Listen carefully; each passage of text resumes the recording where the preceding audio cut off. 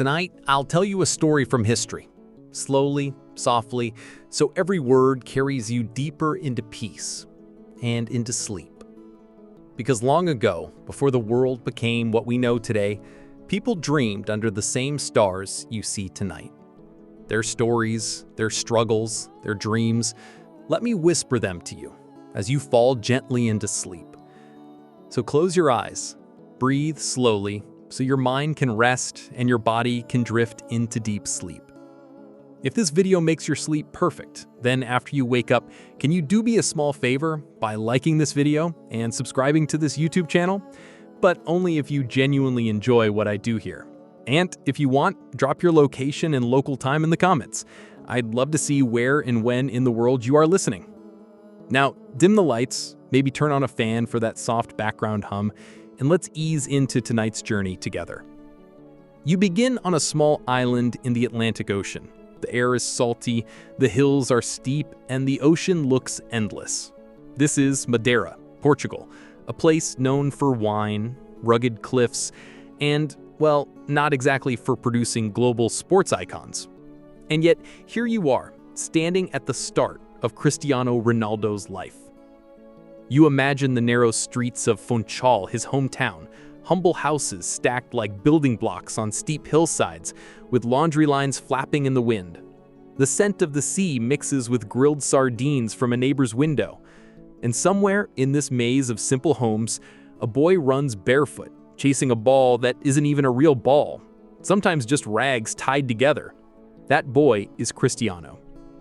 He was born in 1985, the youngest of 4 children. His father worked as a gardener and sometimes helped with the local football club.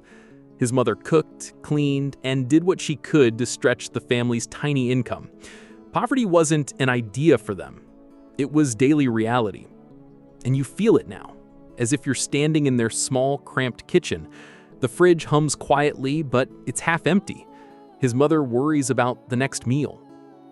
And yet, even in this atmosphere of scarcity, there's a spark. You can sense it. Ronaldo isn't like the other kids. He's thin, fast, restless, always running, always chasing. He plays football until his legs ache, until the sun dips behind the mountains.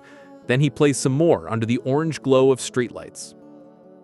People begin whispering, "That boy has something." Historians still argue whether talent is born or built, whether someone like Ronaldo comes into the world already wired for greatness, or whether hardship shapes him like a blacksmith hammering steel. Maybe it's both. But you lying here, drifting deeper, can almost see that boy with a fire in his eyes, too bright for an island this small. Of course, every childhood legend has its quirks.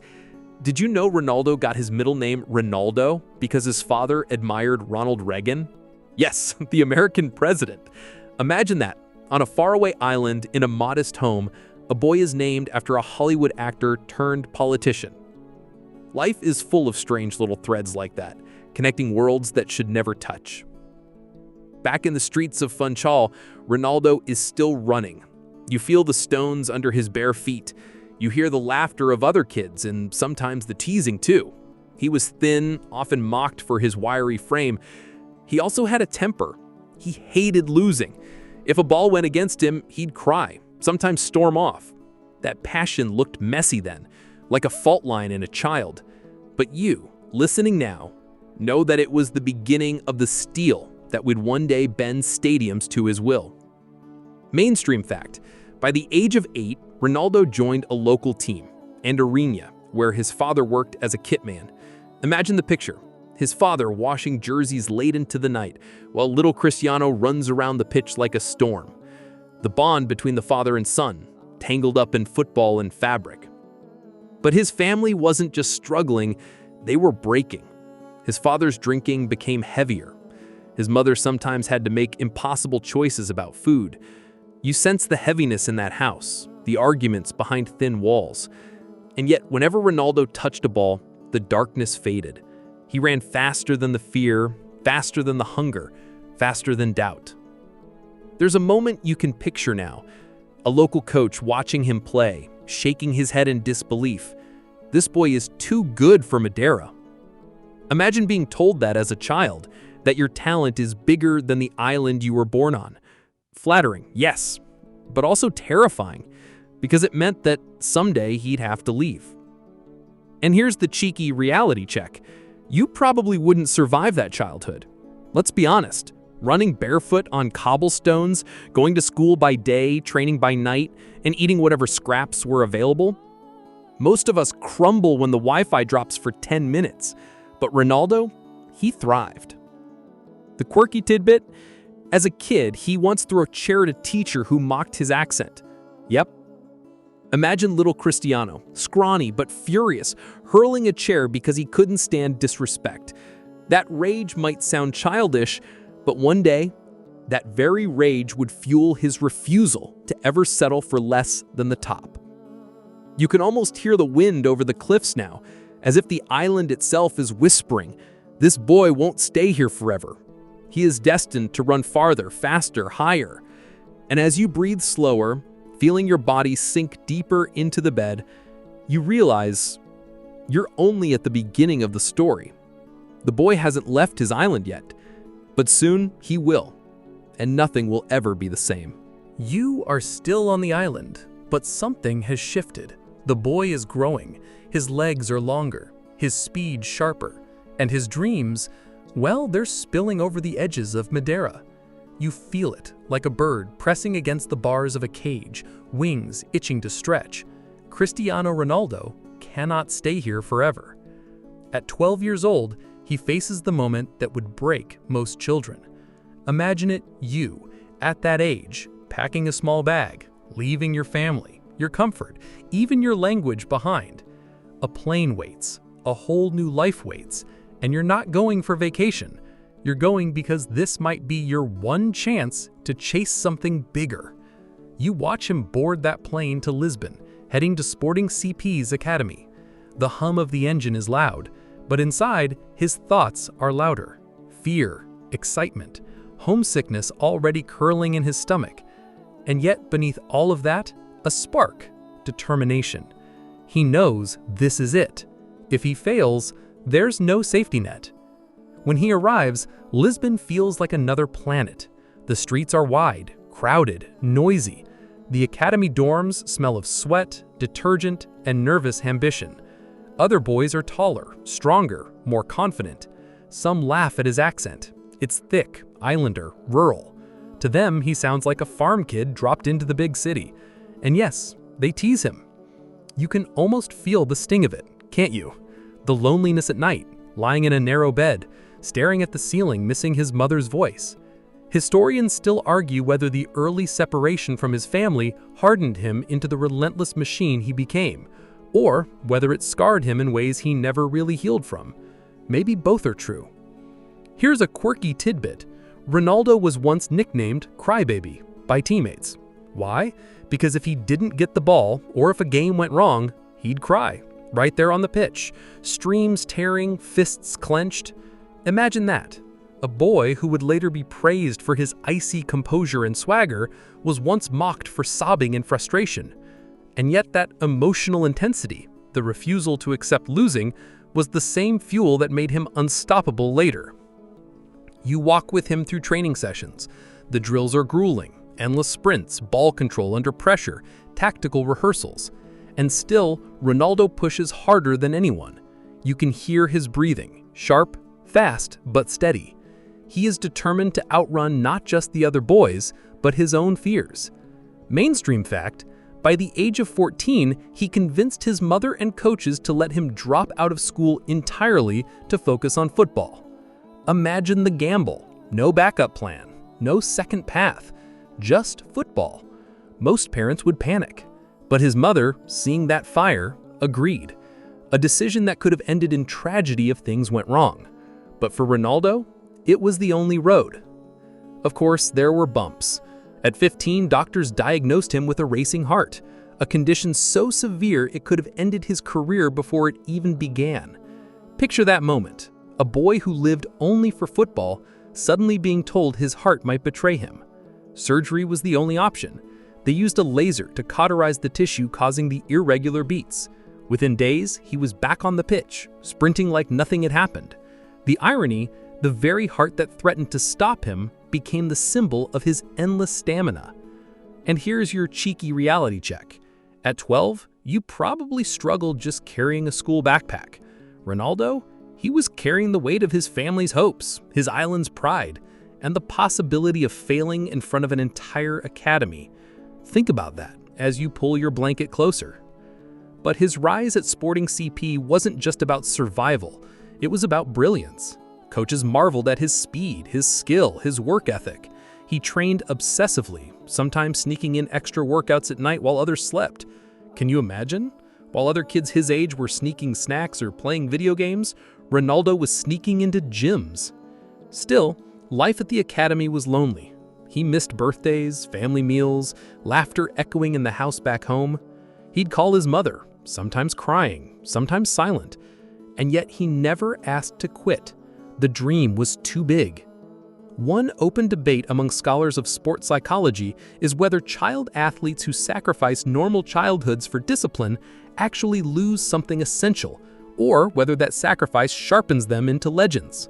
With Ronaldo, the evidence lies in every step he takes. You can argue all night, but his path is undeniable. You picture him now in a youth match.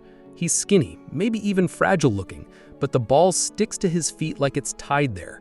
He dances around defenders, bursts into open space, and drives forward with that unmistakable hunger. Coaches on the sideline exchange glances. They know, this isn't just another boy. This is a storm wrapped in skin and bone. And yet, tucked behind the storm is still that lonely kid. The one who sometimes cries at night, the one who misses his island, the one who still remembers running barefoot on cobblestones. There's a moment you can feel deeply now. A 14-year-old Ronaldo standing alone at the edge of the training ground, sweat dripping, watching the city lights of Lisbon in the distance. He whispers to himself, maybe even silently prays, "I will be the best." And whether it was destiny, obsession, or madness, you know, lying here in the quiet, that promise would one day echo in stadiums around the world. The journey is only beginning. He has left home. He has faced surgery. He has endured loneliness and ridicule.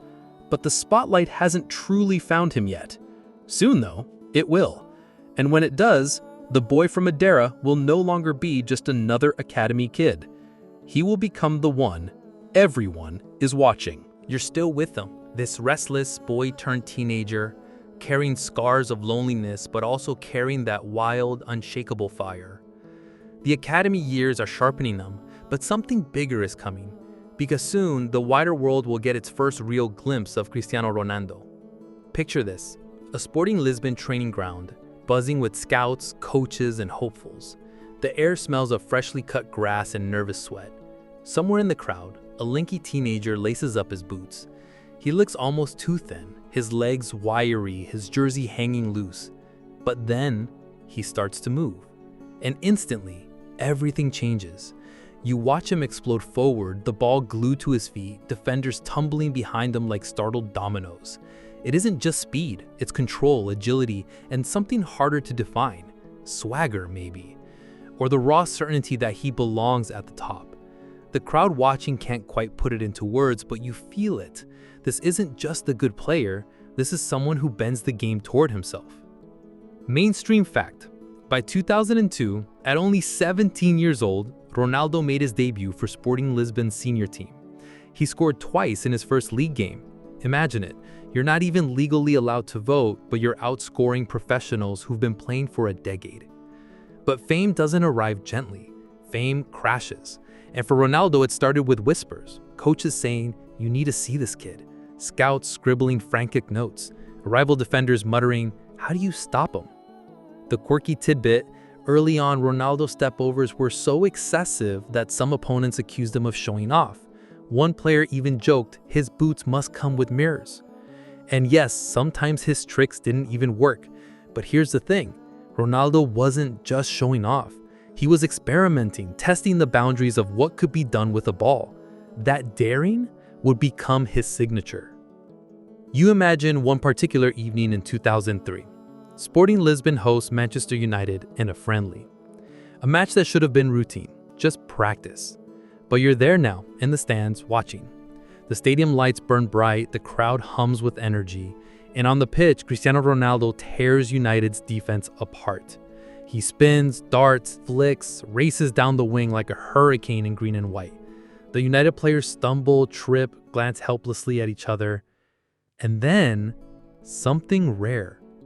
The United players themselves, after the game, plead with Sir Alex Ferguson. "Boss, you need to sign him."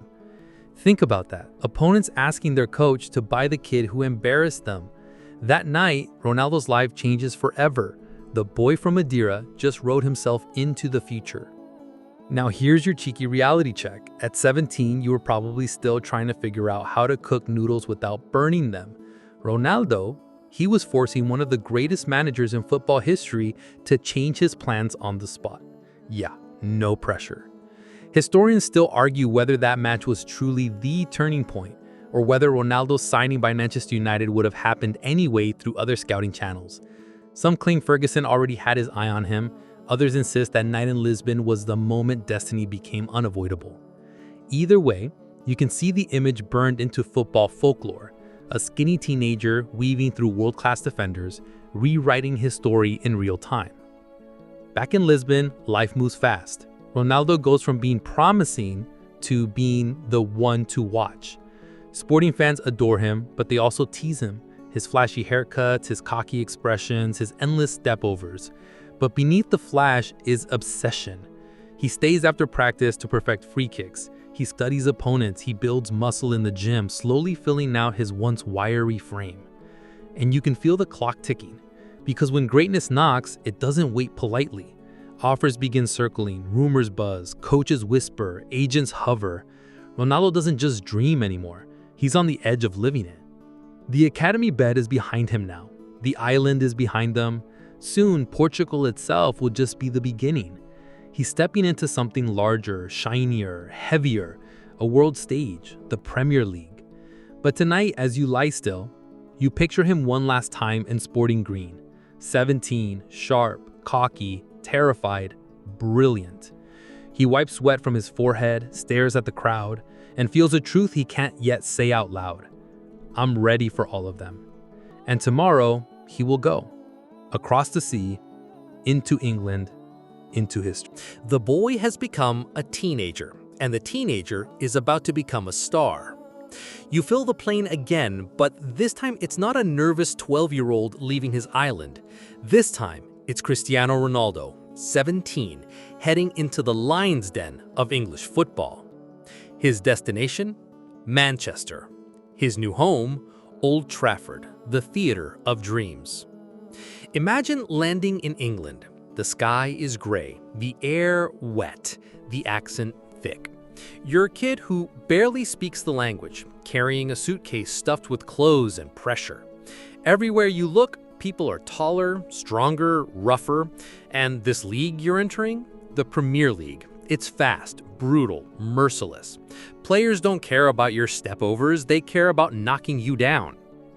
And yet, Ronaldo steps off that plane with a grin that says, "I'll handle it." Mainstream fact. In August 2003, he officially signed for Manchester United for around £12 million. That was a record fee for a teenager at the time. Think about it. You're barely old enough to legally drive in some countries, and a legendary club just spent millions on your promise. You can almost hear the banter in the locker room. Veterans squint at him, eyebrows raised. Who's this skinny Portuguese kid with gelled hair and earrings strutting like he owns the place? At first, some laugh, some doubt, but then training starts, and the ball at his feet does the talking. Ronaldo dazzles. His stepovers blur, his pace leaves defenders spinning, his free kicks dip and swerve in impossible angles. Even so, English football doesn't roll out a red carpet, it slams into him.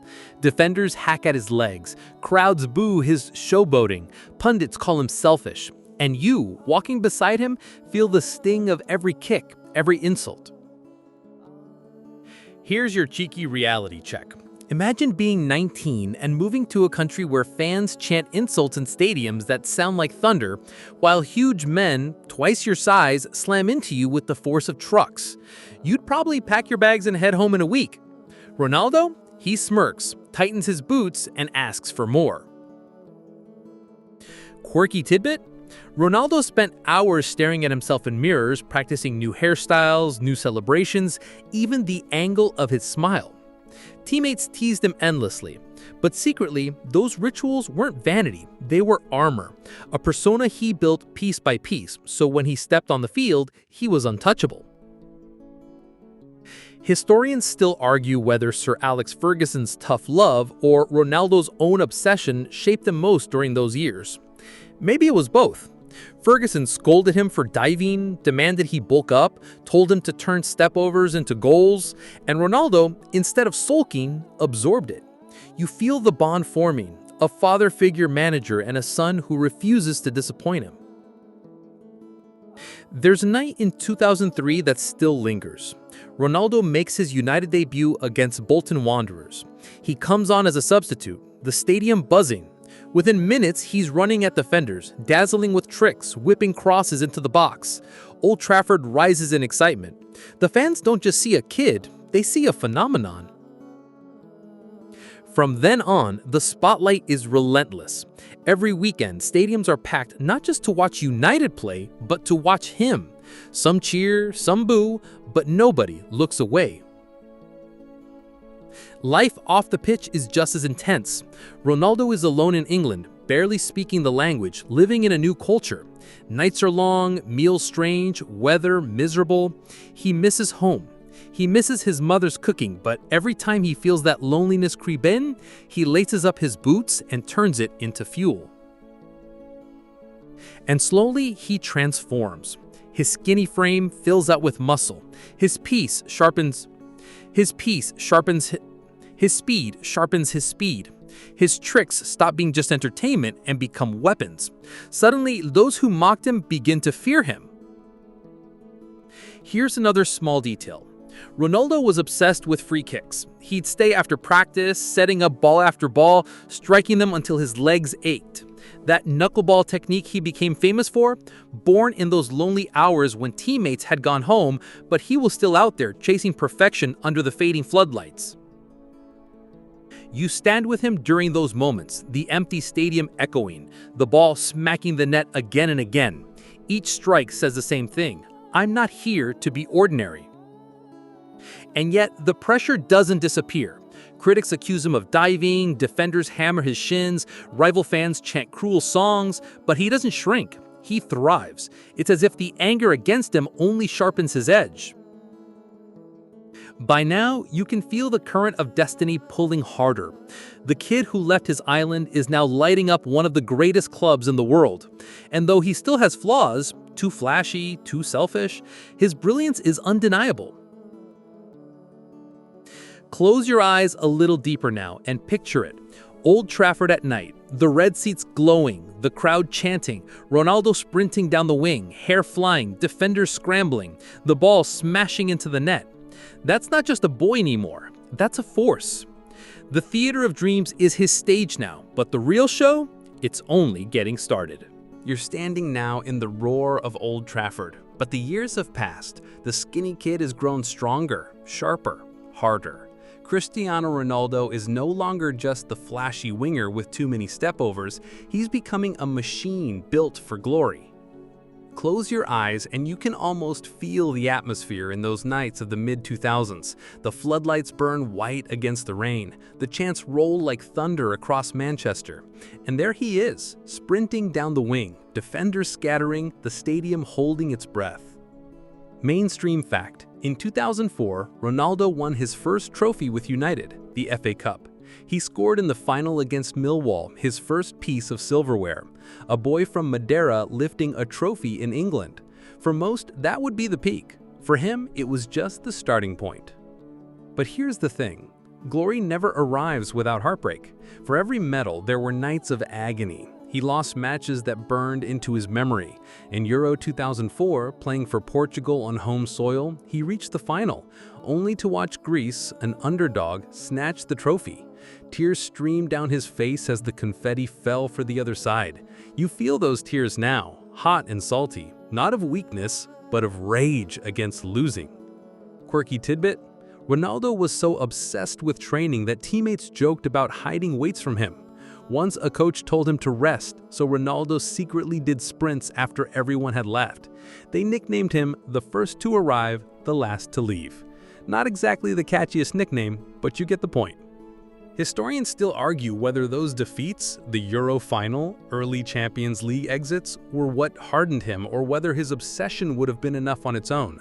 Maybe losing carved scars that became armor. Maybe without those losses, the hunger wouldn't have grown so fierce. By 2006, his relationship with English fans was complicated. Remember the World Cup that year? Portugal faced England, and Ronaldo was caught winking after Wayne Rooney, his United teammate, was sent off. England fans branded him a villain overnight, booed him in stadiums, hated him with chants that shook the air. And yet, you watch him shrug it off. He thrives on being the villain, using their hatred like oxygen. Where others would shrink, Ronaldo grows. He sharpens his free kicks, perfects his headers, builds his body into something sculpted and terrifying. Here's your cheeky reality check. You probably complain when your coworker gives you side-eye. Ronaldo? He had entire stadiums screaming obscenities at him in unison, and he just flexed harder. The turning point comes in 2007-2008. That season, Ronaldo explodes. He scores 42 goals in all competitions. He bends free kicks that seem to defy physics, leaps higher than defenders twice his size, runs with the fury of a storm. United wins the Premier League, then the Champions League. Ronaldo heads the opening goal in the final against Chelsea. The night is soaked in Moscow rain, penalties decide the match, and though Ronaldo misses his shot, United still triumphs. He sobs in relief, clutching the trophy, a boy turned champion. Mainstream fact: in December 2008, he won his first Ballon d'Or, the Golden Ball awarded to the world's best player. He was the first United player since George Best 40 years earlier to win it. But the road wasn't smooth. There were whispers of his ego, his temper, his selfishness. Some said he was too focused on himself, too distracted by fame. Yet even his critics admitted he was unplayable. You couldn't stop him, only hope to contain him. The quirky side? Ronaldo became obsessed with his physique. He'd test his body fat percentage like a scientist, always keeping it absurdly low. He'd challenge teammates to races in the pool, push-up contests in the gym. Once he even bet a friend he could do 200 sit-ups without stopping, then did 300 just to prove the point. And all the while, Sir Alex Ferguson was guiding him, mentor and mentee, father and son, boss and prodigy. Ferguson reined in the arrogance when it spilled over, pushed him harder when he seemed untouchable. That bond would become one of the most important relationships of his career. Still, the itch for something bigger grew louder. Madrid whispered in his ear, the Galacticos, the Bernabeu, the dream of Spain. He wanted more, always more. You picture him in 2009, one last season at Old Trafford, lifting another league trophy, but already looking across the horizon. England had given him glory, but destiny? Destiny was calling him to Spain. And as you lie here, letting your breath slow, you can almost hear the echoes of that decision. The theater of dreams fades. A new stadium rises in your imagination, the Santiago Bernabeu. White shirts, flashing cameras, history pressing down like marble pillars. The next chapter will be bigger, brighter, heavier. But for now, you're still in the glow of Manchester nights. Rain falling, crowd roaring, Ronaldo raising his arms in triumph. Glory and heartbreak, victory and tears. A boy from an island, now a king in England. And kings, they don't stay in one kingdom forever. You close your eyes. The crowd fades. The noise of stadiums, gone. Now, only silence. Only breath. But in that silence, echoes remain. Ronaldo's footsteps. Each one a symbol of sacrifice. You feel his body, pushed beyond limits. Countless nights of training when the world slept.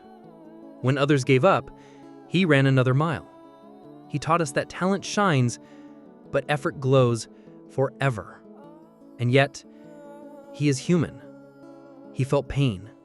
He felt doubt. He fell again and again, but always rose. always stronger. You drift with him through victories and defeats, through tears of joy and tears of heartbreak. A reminder, life is not about never falling. It's about always rising. Now, as you lie in bed, feel that strength, that resilience, that fire. Breathe it in, slowly, deeply. Because Ronaldo's story isn't just his, it's yours too. A story of struggle, a story of hope, a story of rising again and again. And as you drift into sleep, carry this truth with you. Greatness is built one choice, one step, one breath at a time. You follow him across the Iberian Sea. The plane lands in Madrid, the city sprawling, golden in the evening sun. You step beside him, feeling the tension of expectation pressing down on your shoulders. This isn't England anymore. This is Real Madrid, the Galacticos, the Bernabeu, and a stadium that can swallow a man whole. The fans are passionate. The camera's relentless. The history suffocating in its weight. Mainstream fact. In 2009, Real Madrid signed Ronaldo for a then world record fee of 94 million euros. You'd imagine the numbers flashing across the screens, agents, journalists, and fans gasping. You'd probably faint if you ever held that much money. But Ronaldo, he only feels the pressure. The need to prove it's worth every cent. He walks down the corridors of the stadium with him.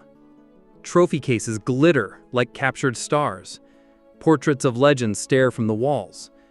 Raúl, Di Stefano, Zidane. And Ronaldo feels a chill. Not fear exactly, but the awareness that he now walks in the footprints of giants. Every misstep will be remembered.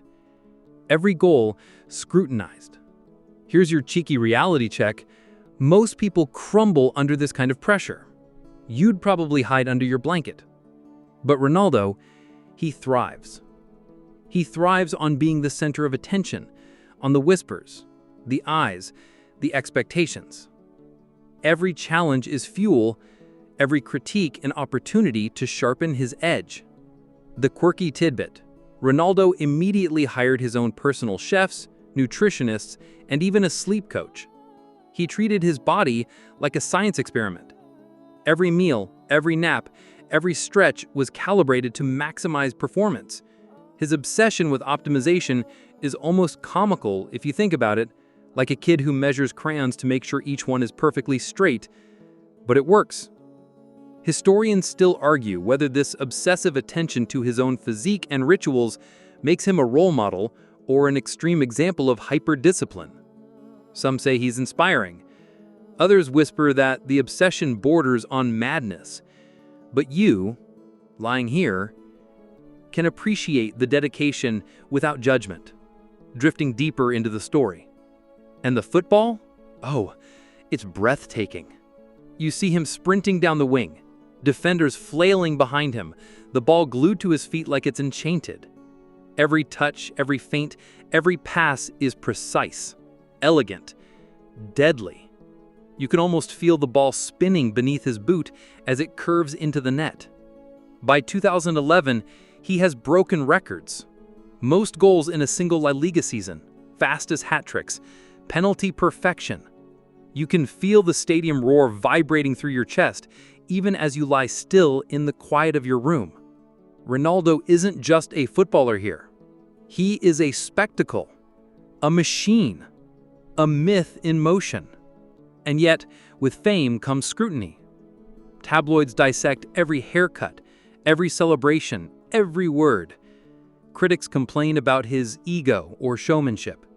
Fans debatedly endlessly. Is he selfish? Is he too flashy? Historians still argue whether the constant media spotlight enhances his drive or erodes his humanity. You feel that tension now, the delicate balance of greatness and the constant glare of public judgment.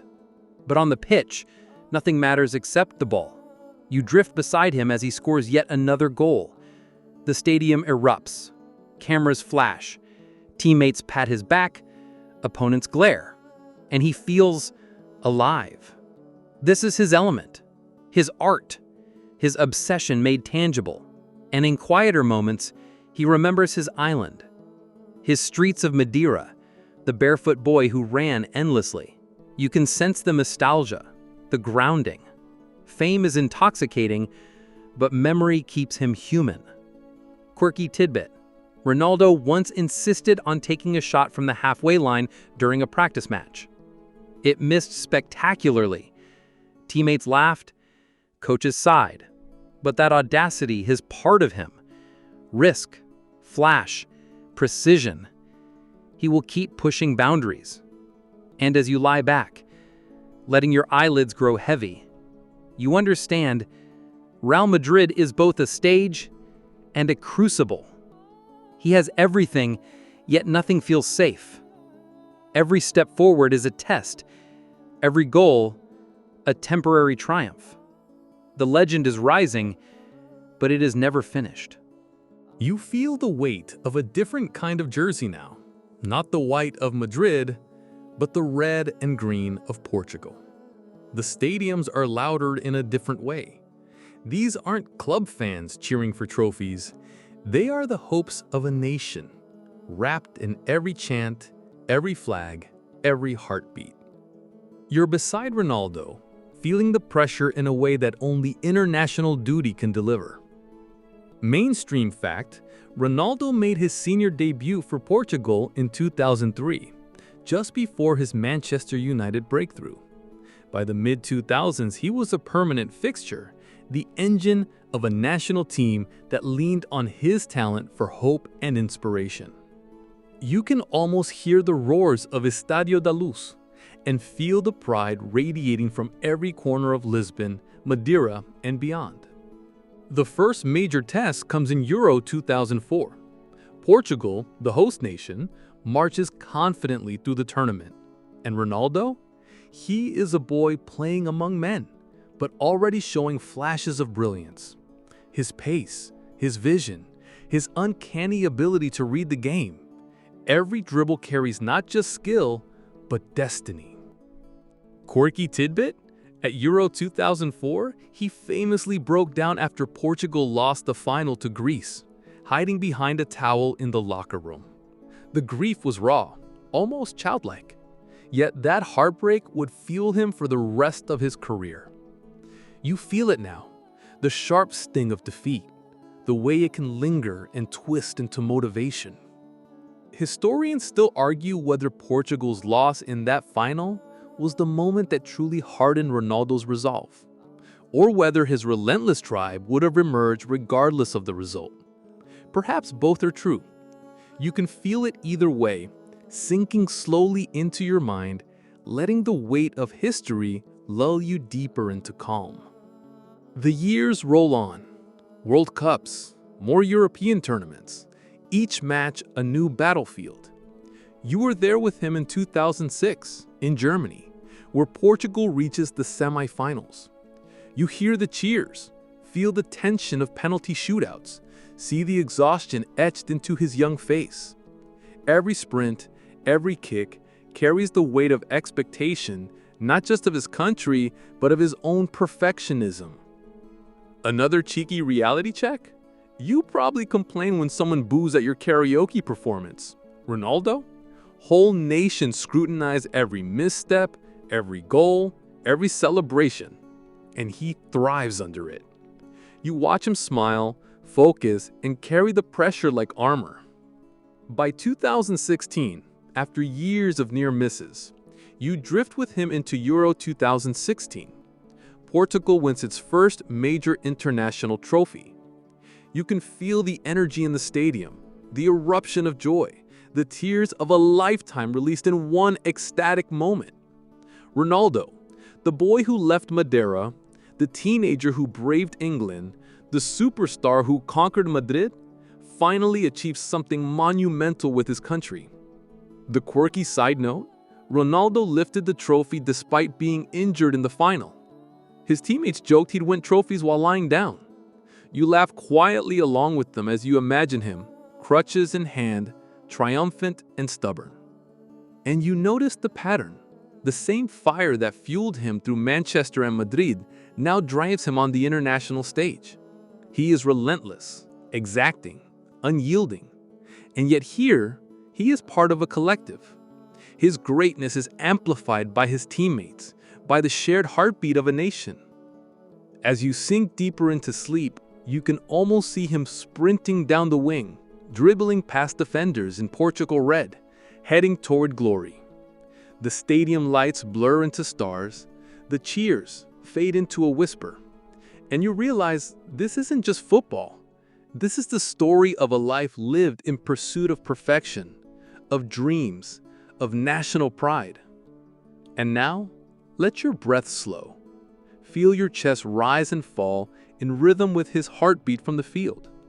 His victories, defeats, tears, and joy become your own lullaby, carrying you gently toward deeper sleep. You drift now into the rhythm of Madrid nights, the city glowing under a warm Spanish moon. Ronaldo is no longer just a visitor. He's become Madrid itself in miniature, moving through streets, stadiums, and history with an energy that seems unstoppable. Every step he takes feels measured, deliberate, a dance between genius and obsession. Mainstream fact: by 2013, Ronaldo had already broken Raúl's all-time Real Madrid goal record, cementing himself as the club's most prolific scorer. You can picture him, boots slick from rain or sweat, ball glued to his foot as he turns defenders inside out. Each goal is a whisper of history, a soft echo that reaches beyond the pitch into legend. And yet you feel the pressure that comes with every shot. Fans expect brilliance, the media demand perfection, rival clubs plot to stop him at any cost. The scrutiny is relentless, unyielding. You can almost hear the endless questions, the pundits dissecting every flick of his hair, every slight nod, every celebration. It could crush anyone, but not Ronaldo. Quirky tidbit: Ronaldo became obsessed with aerial training, often leaping over cones and markers during practice until his calves burned. Once, a teammate swore he saw Ronaldo attempt a header from a ladder just to perfect timing and precision. You might chuckle quietly at that, imagining it, but it's true. Every inch, every second mattered. Historians still argue whether Ronaldo's obsession with personal records drove the team forward or sometimes overshadowed collective play. Some coaches believe his individualism was a necessary spark for Real Madrid's dominance. Others worry it could have backfired. You feel the tension in that debate now, lying quietly, the story folding softly around you. By 2014, Ronaldo is unstoppable. He wins the Ballon d'Or again, his third, later a fourth and fifth, each trophy a milestone, each a whisper that the boy from Madeira is no ordinary player. You can see him sprinting down the left wing, defenders lunging, goalkeepers flailing, and still, he rises above it all. A cheeky reality check? At this stage, Ronaldo probably runs faster than most professional sprinters. You lie there imagining trying to keep up and realize you wouldn't even survive one training lap. He makes it look effortless, almost magical, but you know it's not. It's discipline, obsession, repetition. Then there's the Champions League. Nights where Madrid's white shirts blaze on their floodlights, the crowd chanting, cameras flashing, and Ronaldo's feet move like lightning. He scores hat tricks, double hat tricks, records that feel almost unreal. By 2017, he becomes the first player to score in 3 consecutive Champions League finals. You feel the weight of that achievement, the culmination of years of sacrifice, endless training, and relentless ambition. And beyond the stadium, he crafts his persona. Ronaldo becomes a global icon. Endorsements, fashion, philanthropy, all intertwined with football brilliance. You imagine him standing under a spotlight, posing for cameras, autographing for thousands, yet never letting the glimmer distract him from the game. That focus, that single-minded intensity is part of the magic. Quirky side note? Ronaldo meticulously measures sleep cycles, nutrition, even stretching down to microseconds, convinced that every millimeter of improvement counts. Some call it obsessive, some call it genius. You just let it drift through your mind, marveling at the devotion. And as you lie here, soft and still, the stadium lights fade. The cheers blur into whispers. The ball rolls gently on a sunlit field in your imagination.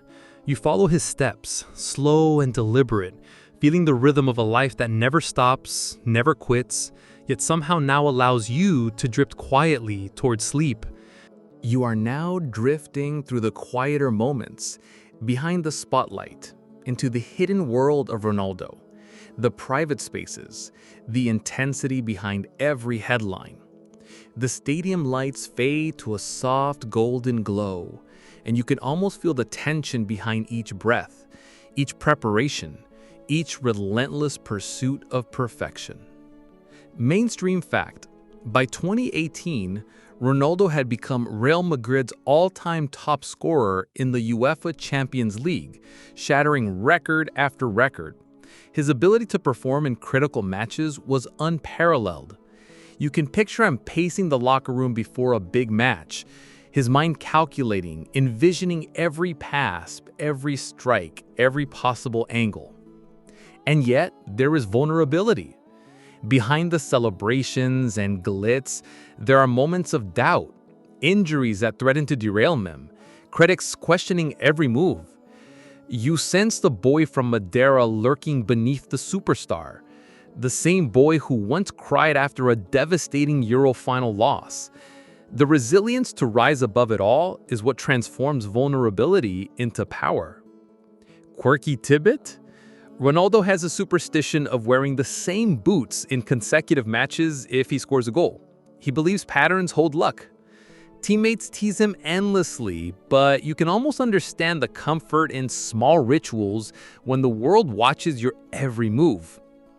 Historians still argue whether Ronaldo's relentless pursuit of perfection is an inspiration or a cautionary tale. Does it teach discipline, or does it risk obsession? You lie here, letting that debate dissolve gently, a soft whisper of thought as your body sinks further into comfort. By mid-2018, a new chapter begins, Juventus in Italy. You can almost feel the plane hum beneath you again, the anticipation in his chest, the weight of a fresh challenge. A new league, a new culture, new defenders to confound, new stadiums to conquer. The excitement is tinged with risk. You probably wouldn't volunteer to start over at 33, but here he goes, undaunted. In Turin, he continues breaking records. He scores over 100 goals in 3 seasons. He lifts trophies. He becomes not just a player, but a symbol of endurance, longevity, and reinvention. You watch him sprint past defenders, not as a boy chasing glory, but as a man rewriting the rules of his own career. Cheeky reality check? At this point, Ronaldo's daily regimen would probably exhaust an Olympic athlete. You lie on your bed, imagining a morning routine of gym, sprints, meal prep, stretching, training, recovery, and still wonder, how does anyone keep up with that? The answer, of course, is you can't. But he does, effortlessly, as if obsession is the only fuel he needs. And yet, there is still tenderness, moments with family, with his children, glimpses of a softer side. You sense it, the boy who missed Madeira, who cherished every small connection. Fame never erases memory, it only layers over it, like golden leaves on a forest floor. You picture him now, a silhouette against the stadium lights, sprinting, scoring, celebrating, yet still grounded by memory, discipline, and the relentless rhythm of his heartbeat. Every goal, every record, every triumph is not just a headline, it is proof of decades of sacrifice, resilience, and unwavering focus. And as you sink deeper into calm, you feel the pulse of his journey, the highs, the lows, the victories, the tears, softly vibrating like a lullaby. His story becomes your own soothing melody, carrying you further into the quiet warmth of night. You are now in the final arc of this long journey, drifting beside him as he enters the twilight of his peak years, yet refuses to slow. The stadiums, the crowds, the cheers, they all blur into a gentle hum, a lullaby for the mind. But Ronaldo's fire burns as bright as ever, relentless and meticulous. Mainstream fact, by 2021, Ronaldo had returned to Manchester United, a prodigal son back at the theater of dreams. He steps onto the pitch, older, taller, stronger, every movement precise, every strike intentional. You feel the weight of expectation, not just from fans, but from history itself. He carries the hopes of decades, his own records, and the memories of a boy from Madeira. The quirks remain. Ronaldo's obsession with routine, diet, training, and even sleep continues to define him. He meticulously tracks calories, muscle mass, rest cycles. Some call it obsession, others, genius. You imagine him waking before dawn, boots already polished, every movement measured and rehearsed, a living embodiment of discipline. Historians still argue whether Ronaldo's longevity is a result of natural talent, obsessive discipline, or sheer determination. Perhaps it is all three. Perhaps it is a lesson in relentless pursuit, showing that greatness is not an accident, but a lifetime of calculated choices. You let the question drift through your mind, gentle and unresolved, as you sink deeper into your own rest. Cheeky reality check, you've probably hit snooze on your alarm 3 times this morning. Ronaldo's already running sprints, preparing free kicks, lifting weights, analyzing opponents. The contrast makes you smile softly in the dark. He is unrelenting, you are soft in comparison. And that's okay. Tonight you are just the listener, drifting peacefully, carried by his story. Now picture the scenes. Stadiums lit under stars, crowds roaring, jerseys flapping, Ronaldo sprinting past defenders like wind across open fields. Every touch, every header, every goal is a testament to his journey, from Madeira's streets to global superstardom. Every victory is hard-earned, every record a milestone of decades of work. Quirky tidbit, Ronaldo often keeps mementos from key games, match programs, old jerseys, tiny tokens that remind him of the path he traveled. You feel the sentiment quietly, understanding that beneath the showmanship, the ego, the perfectionism, there remains the boy who treasures memory, who never forgets where he came from. And as the story drifts towards its close, you sense it isn't just about football anymore. It is about perseverance, resilience, obsession, heartbreak, triumph, and growth. You feel each step he took, each challenge overcome, as if it were yours, and let it lull you further into a soft, deep calm. You imagine him now, standing at the center of an empty stadium, breathing in the quiet after the crowd has gone. The trophies glint in the shadows, the memories of every match, every cheer, every heartbreak swirl like soft mist. And he smiles, not at the glory, but at the journey, at the choices that brought him here. And you, lying in the warmth of your bed, follow that journey in spirit, your mind calm, your chest rising and falling gently, ready to drift fully into sleep. Now, dim the lights. Maybe turn on a fan for that soft background hum. And let's ease into tonight's journey together. You don't have to do anything anymore. Just lie back, breathe slowly, and feel the weight of the day lift off your shoulders. You've walked beside him through rain-soaked stadiums, bustling cities, roaring crowds, and quiet locker rooms. You've seen the boy from Madeira grow into a man who conquered the world with determination, discipline, and heart. Every step, every goal, every tear and triumph has flowed softly into your mind, a gentle river carrying you farther from tension and closer to calm. Imagine the stadiums now fading into soft twilight. The lights dim, the crowd's voices blur into whispers. You hear only the echo of his footsteps, steady and purposeful, the rhythm of a life fully lived. The trophies, the records, the headlines, they are distant now, and all that remains is the story, the journey, the quiet heartbeat of perseverance. You feel the fire that drove him soften into warmth, a gentle pulse you can almost sense in your own chest. Every challenge he faced, every obstacle he overcame, is a reminder that strength comes from persistence, that greatness is built one choice, one moment, one breath at a time. You let that truth wash over you, slowly and gently. Picture him now standing alone on the pitch, under the stars, the soft breeze brushing past, smiling quietly at all he has achieved. You feel the serenity of that moment, the stillness after struggle, the peace that comes from knowing you gave everything you had and let the journey unfold. Let your own mind drift with him. Inhale deeply and exhale slowly, soft, gentle, letting go. Each breath carries you deeper into calm, into stillness, into sleep. You are safe. You are at peace. And the story of the boy who became a legend now becomes your lullaby, cradling you gently into the quiet night. Sleep now. Let every worry dissolve.